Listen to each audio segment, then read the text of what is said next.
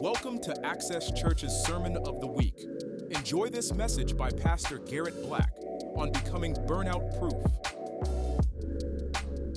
So, leading up to Exodus 33, some events have happened. The first major event is that Moses has gone up to Mount Sinai, which is the mountain of God.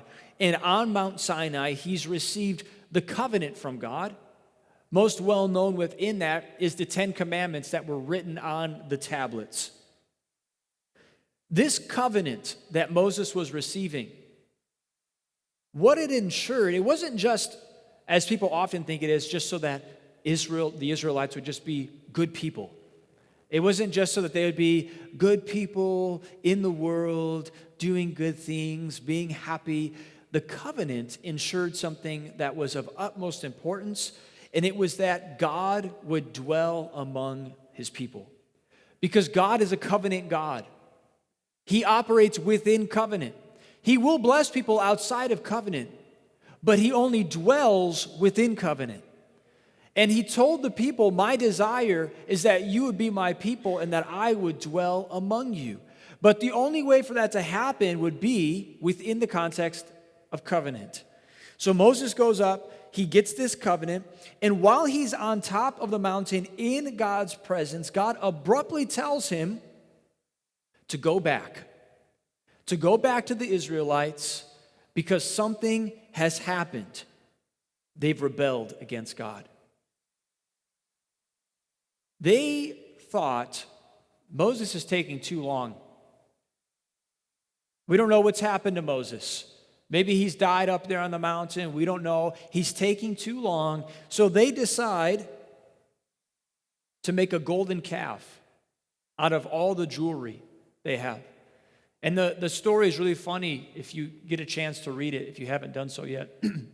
Because after the fact, Moses asks Aaron how this all happened, because all the people were in Aaron's control while Moses was up there, because he was next to command. And the way Aaron tells Moses the story, he says, yeah, I just took all the jewelry and threw it into the fire, and this calf came out. He doesn't mention the fact that what actually happened was he asked for all the jewelry, he put it in the fire, and he formed the calf. It didn't just come out looking that way. He formed it by his hands, and they started worshiping the golden calf, which violated the very first item of the 10 Commandments. Do not worship any other gods besides me. So what does Moses do? He takes the 10 Commandments, he takes the tablets of the covenant, and he throws them on the ground and breaks them. Was it just because he was angry? Well, yeah, he was angry. But it was more than that. Moses was symbolically showing the Israelites what they had just done. They had literally broken the covenant. So he slams the tablets down. This is, if you're wondering, what's the worst possibility? What's the worst case scenario? You just heard the story.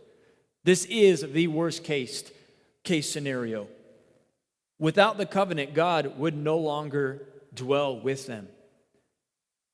So look at what Moses does. This is in Exodus 33, starting in verse 7. We're going to read a couple verses, then we're going to jump to verse 11. It says, now Moses used to take the tent and pitch it outside the camp, far off from the camp, and he called it the tent of meeting. And everyone who sought the Lord would go out to the tent of meeting, which was outside the camp. Now to verse 11. Thus the Lord used to speak to Moses face to face as a man speaks to his friend. So where does Moses run? He runs to God's presence. He runs to this tent that Moses would set up and go spend time with God. Now, what's interesting, I didn't realize this the first 10 times I read this passage. But you would think that Moses would go into the tent and then God's presence would fill the tent. That's not actually what happened. Moses would go in the tent and the presence of God would fall around the tent, and God would speak to Moses through the tent, but Moses wouldn't be able to see outside. Why? Because God was actually hiding Moses from his glory. He was hiding him because no man could see God face to face, or else he would die. So what God did was he said, you go in the tent, and then I'll stand outside the tent so you can't see me, but you can hear me. Is that not a picture of how God communicates with us today? You can't see me, but you can hear me. A lot of people think you need sight in order to validate if it's God or not, but you don't. You don't need sight, you just need to be able to hear. So God protected Moses from death, but he blessed him by speaking to him. And it says there that he spoke to Moses face to face. Well, again, he didn't literally speak to him face to face, or else Moses would no longer be in the rest of the story. But this was a Hebrew idiom. And what it meant was God spoke to Moses openly and transparently as two friends would speak to one another. That's what is being said here. As in, God did not withhold anything from Moses, and Moses didn't withhold anything from God. They spoke openly to one another. So if you're wondering, when we sing that song, I'm a friend of God, what does that really mean? It really means that you are open and you're transparent with God. That's how God defines friendship. It's somebody who is not going to hold things back from God as if he doesn't already know. But secondly, it's somebody that God knows he can trust when he speaks openly to them. When he lets them in behind the curtain on what's really happening. And he trusted Moses. So after this critical failure on the people's part, Moses goes to the tent of meeting, and I love this. He goes there to spend time with his best friend. When everything is burning out for Moses, and when everything is burning us out in life, go to the one thing that you can never burn out on. It doesn't happen often, but from time to time, there are some sermons that I don't know if it's just spiritual resistance.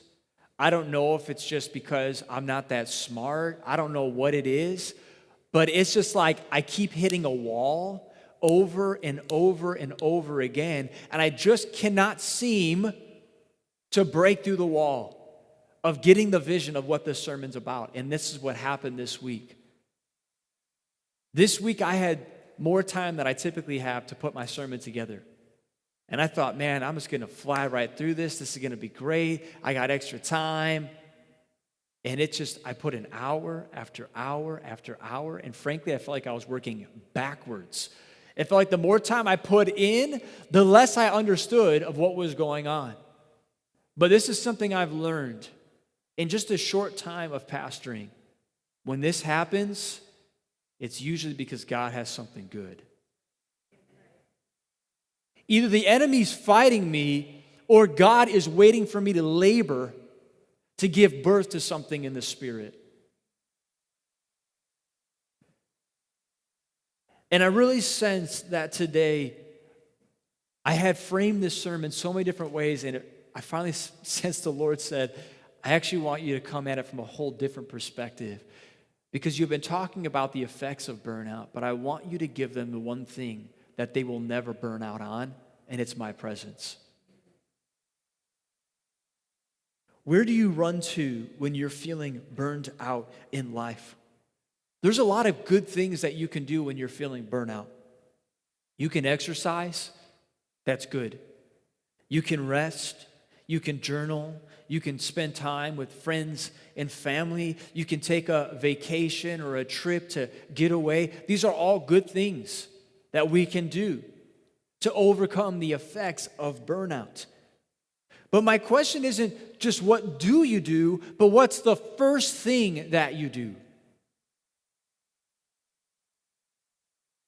When you prioritize God's presence, then I believe all the other good activities actually become truly restorative in your life. Because there's a difference between going out for a run and going out for a run after you've spent time in God's presence. Those are two different events. There's a difference between journaling in frustration and journaling in revelation. Because after you spend time in God's presence, it changes how you journal. Because now you start to journal in faith. You start to journal from the reality of knowing that God is with you and He's for you and not against you. So it's not a matter of if you're going to do these things, it's what are you going to do first? And we see with Moses, the first thing he did was he ran to God's presence. He ran to the tent of meeting before he made any changes, before he made any decisions. He said, let me go be in God's presence. And this is something that I know I say from time to time, and I need you to remember this. You will never regret praying. You will never regret worship. You will never regret praising the Lord. You'll never regret putting on worship music and spending, even if it's 5 or 10 minutes, I promise you this, you're never going to walk away from that time saying, man, I wish I hadn't done that. You know, you will do that when you spend 3 hours on social media. In fact, that's always how that story ends. You don't walk away from doom scrolling saying, I'm so glad I wasted 3.5 hours of my day on pointless content on Instagram. You're never going to do that. So we all know the areas that will burn us out in life. And I'm giving you the only thing that will never burn you out. You cannot overdo it. You cannot have too much of God's presence. It's not possible. In fact, we have a discipleship program that's 17 weeks long. A few members are here today that are in this program. And they're coming up on the 9th week. And you know what happens in the 9th week? They go on a prayer retreat by themselves. In the middle of discipleship, it's structured where they're taught to go away and spend an extended amount of time with the Lord. Because what's the point of discipling somebody if you can't teach them how to spend time in God's presence? He's ultimately the greatest discipler, not us. So you have to teach people to get alone in God's presence. And that's what I'm trying to impart to you today. I'm trying to teach you the importance of spending time in God's presence. Verse 12, Moses said to the Lord, see, you say to me, bring up this people, but you have not let me know whom you will send with me. Yet you have said, I know you by name, and you have also found favor in my sight. Now therefore, if I have found favor in your sight, please show me your ways, that I may know you in order to find favor in your sight. Consider too that this nation is your people. And he said, this is God speaking, my presence will go with you, and I will give you rest. And Moses said to him, if your presence will not go with me, do not bring us up from here. For how shall it be known that I have found favor in your sight, I and your people? Is it not in your going with us so that we are distinct, I and your people, from every other people on the face of the earth? So what happens? This is critical. After they broke the covenant, God tells them, I am no longer going to go with you to the promised land. Instead, I'm going to send an angel to go with you. And the angel will take my place. It probably would have been an archangel like Michael, Gabriel, somebody that was prominent in the angel hierarchy, but it wasn't going to be God himself. And I love this. Moses humbly insists that he will only continue if God goes with them. He literally tells God, he wasn't yelling at God. He was actually very humble when he did this. The scripture tells us that Moses was the most humble man to ever live before Jesus. So Moses did this in humility, but he said, God, if you don't go with us, I don't want to move from this place. Because at least in this place right here, I have your presence. And his argument is simple. He says, if you don't go with us, then what makes us your people? What makes us your people?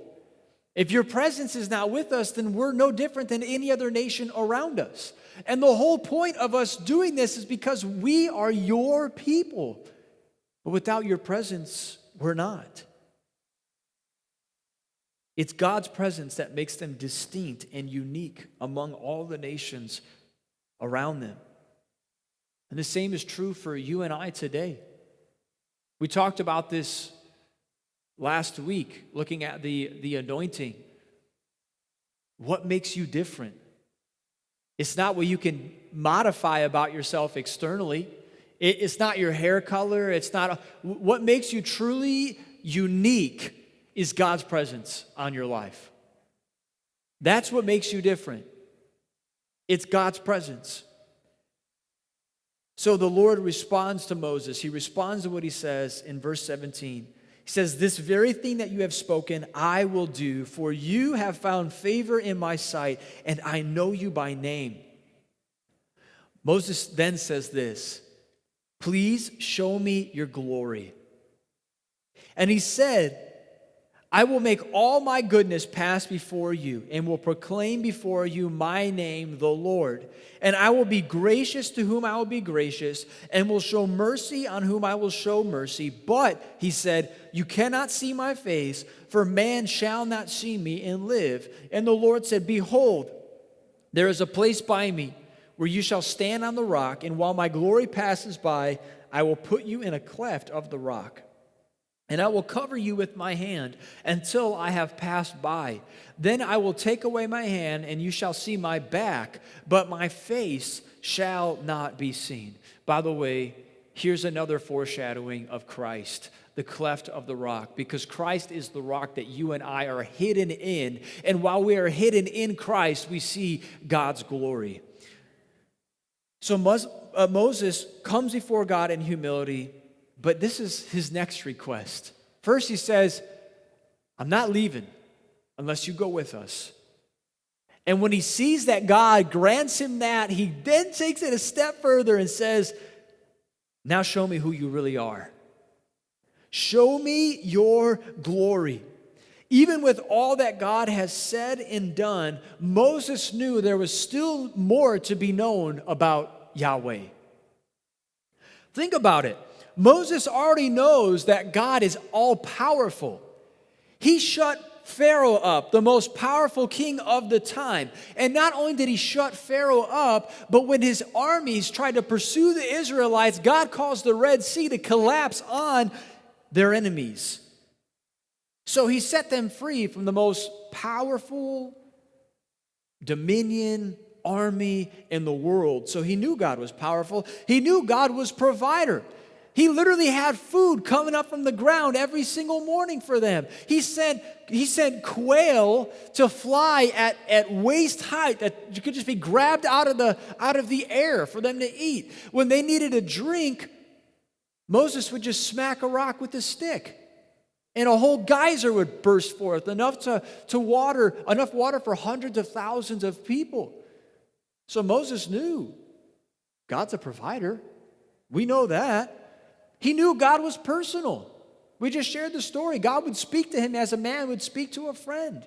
He would come and draw near to Moses, draw near to his people. In fact, God said, "I want to dwell with you."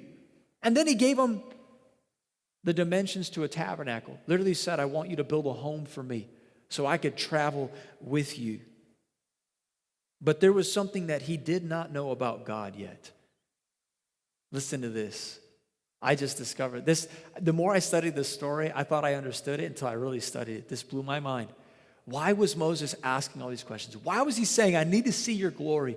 What was it that he did not know about God? He didn't know if God would give them a second chance at the covenant. That is the question that remained unanswered.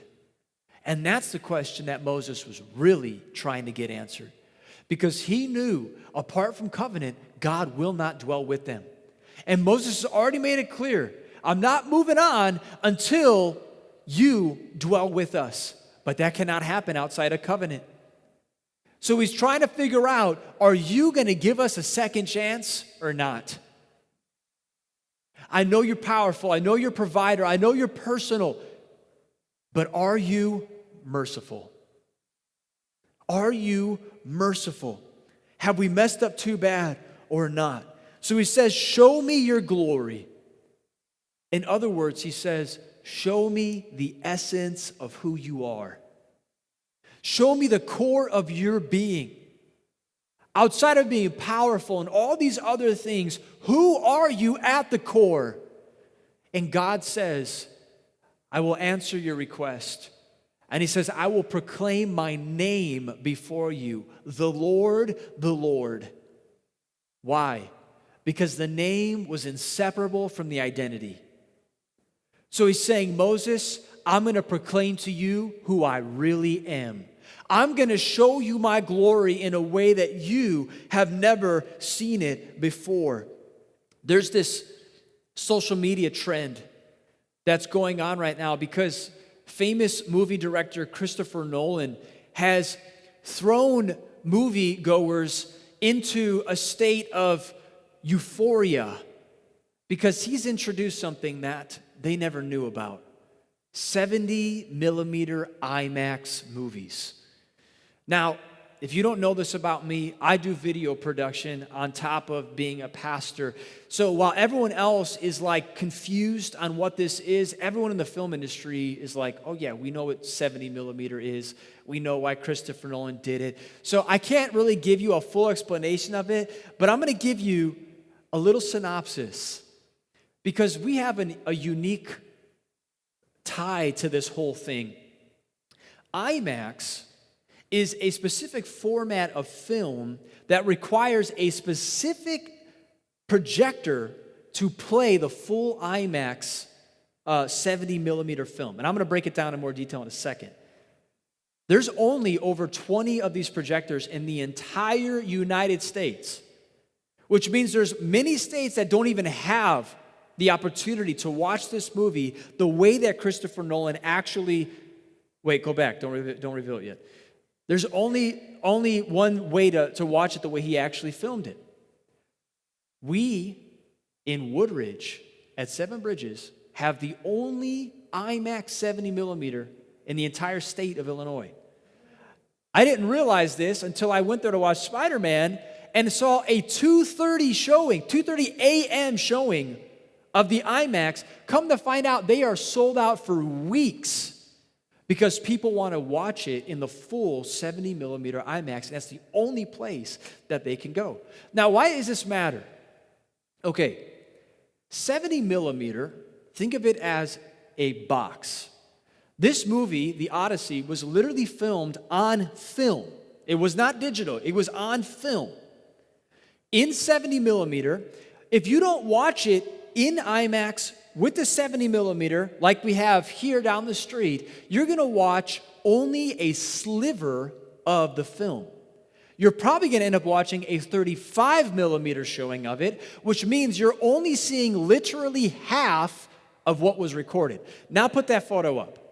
So I created this graphic just to show you.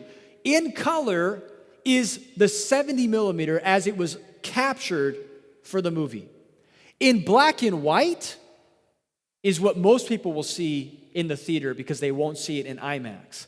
They will only see 35 millimeters, which is literally half of it. So you can see in this specific frame alone, the whole sword in hand of Matt Damon is cut off. Because that projector, the 35 millimeter projector, can't even show the whole image. It can only show a part of the image. Which means that if someone watched 35 millimeter, then watched it in 70 millimeter on IMAX, it would feel like a completely different movie to them because they would see the rest of the image. They would realize, I only saw a portion of it the first time. And here's the truth about our walk with God. God reveals himself one character quality at a time to us. So you'll get a revelation someday that God is your provider. And what do I mean by saying a revelation? I'm not talking about information, I'm talking about a revelation.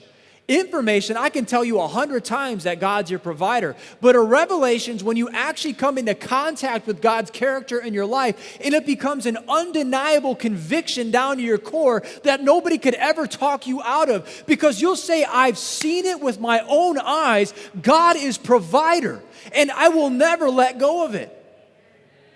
There will be a time in your life where you will come into contact with the power of God. And it will become a core conviction in your life. And this is what happened with Moses. He says, I've seen this revelation, but there's something still missing that I don't know about your character. Are you merciful? So what does God do? He says, you've seen the 35 millimeter version of me, but you come on up and I'm going to show you the IMAX version. I'm going to show you my full glory on display before you. I'm going to proclaim my name to you. And let me just call this out really quick, because you guys know I like to make you a little uncomfortable. There's a mockery taking place in culture. There's a mockery of God's character taking place in culture. Because God is a revealing God. And the way he reveals himself is by showing you who he truly is. He says, there's parts of me that you haven't seen yet, but because I'm a revealing God, I'm going to show you my true self. And the mockery that's taking place in culture is that people are deciding to show people their true self. And what they're revealing are things that are in contradiction to the way that God actually designed them. It's in contradiction to the image of God within their life. And it's the enemy mocking the revealing nature of God by telling humans, you can quote unquote reveal your true self. And so now we have people coming out as animals, saying that they're dogs and they're cats and they're this and they're that. And it's a mockery of God's character. We don't reveal ourselves to others. We pursue the God who reveals himself to us. You do not create your own glory. You encounter the glory of your Creator.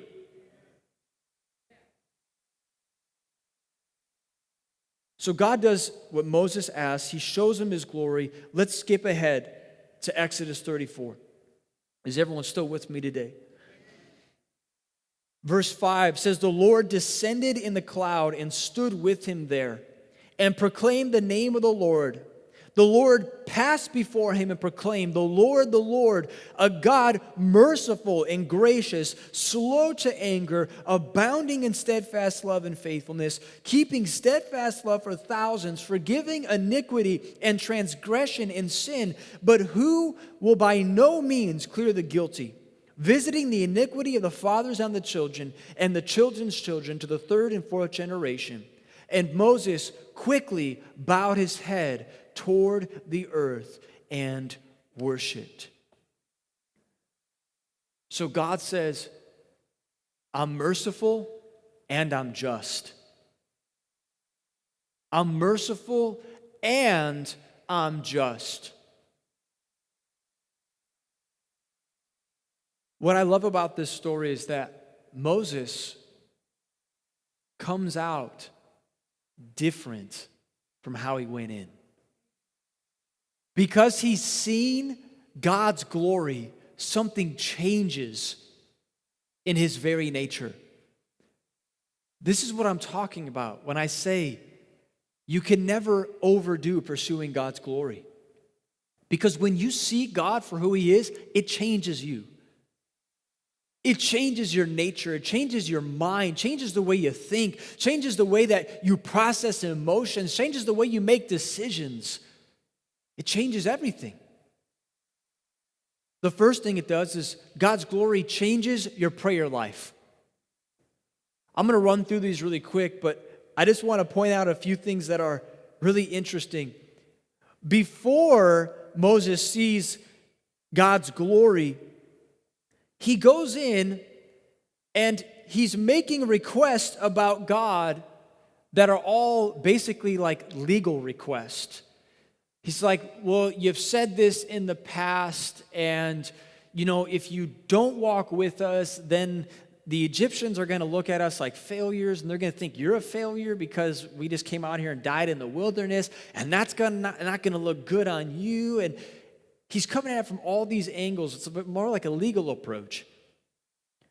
But then he goes up there, He sees God's glory, and in verse 9 of chapter 34, he says, "If now I have found favor in your sight, O Lord, please let the Lord go in the midst of us, for it is a stiff-necked people," but this is the kicker, "and pardon our iniquity and our sin, and take us for your inheritance."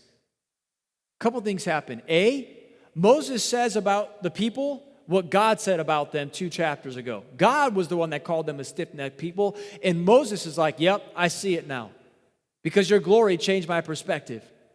But not just that, he makes a request of God he's never made before.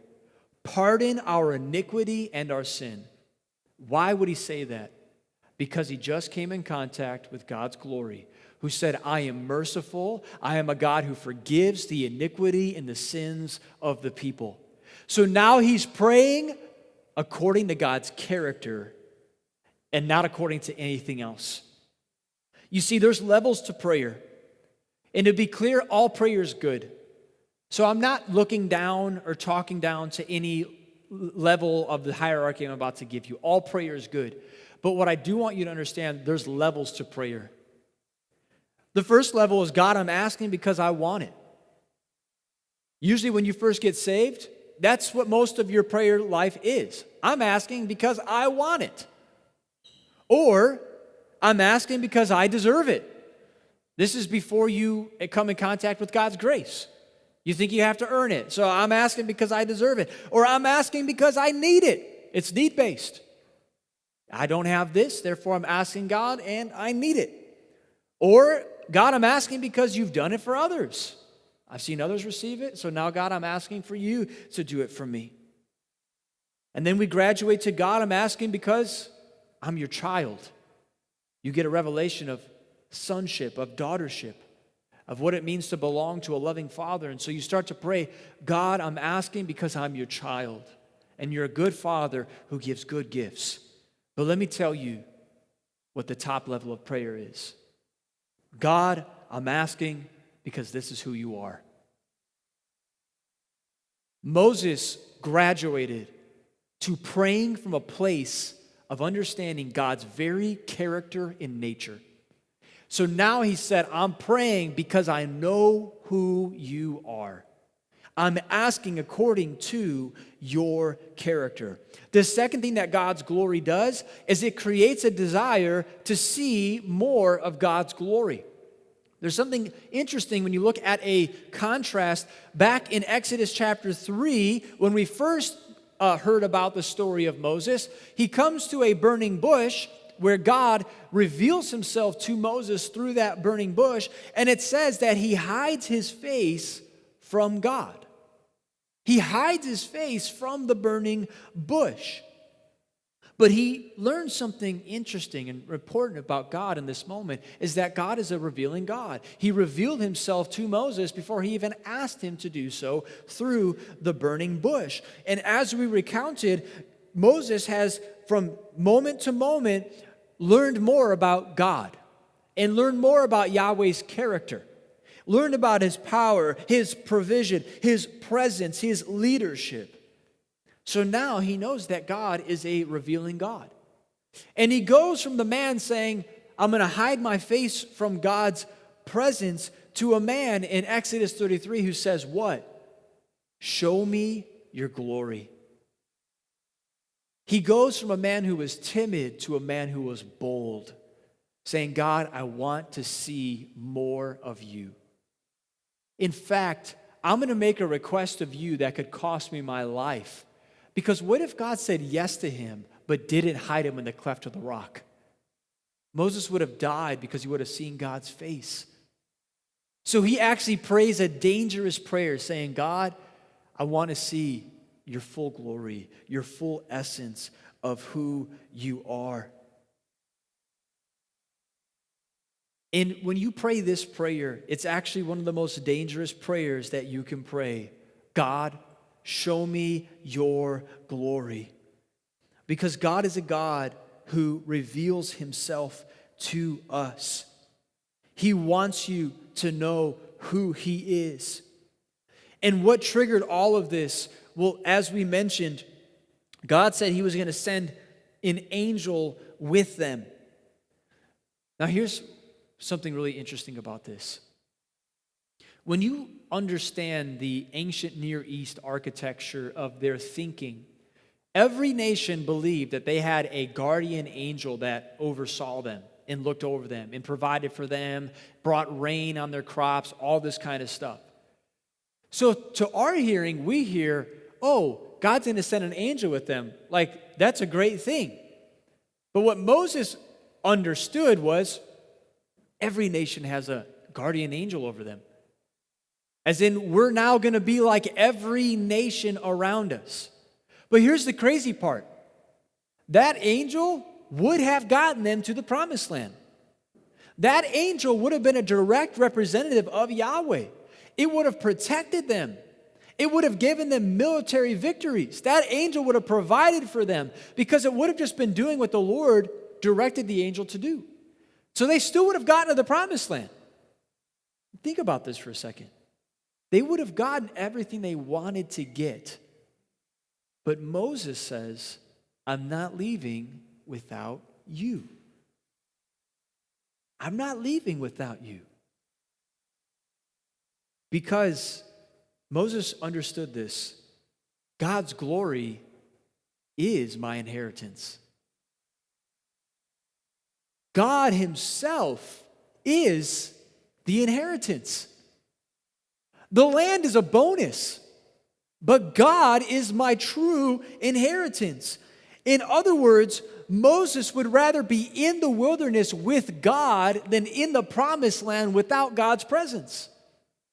He would rather be in the wilderness without a place to call home. He would rather live in a tent. He would rather be a nomad. He would rather have the inconsistency of not knowing where the next water spout was going to come from with God than in the promised land flowing with milk and honey without God's presence. Because when you see God's glory, you realize the greatest reward is God himself. It is your inheritance.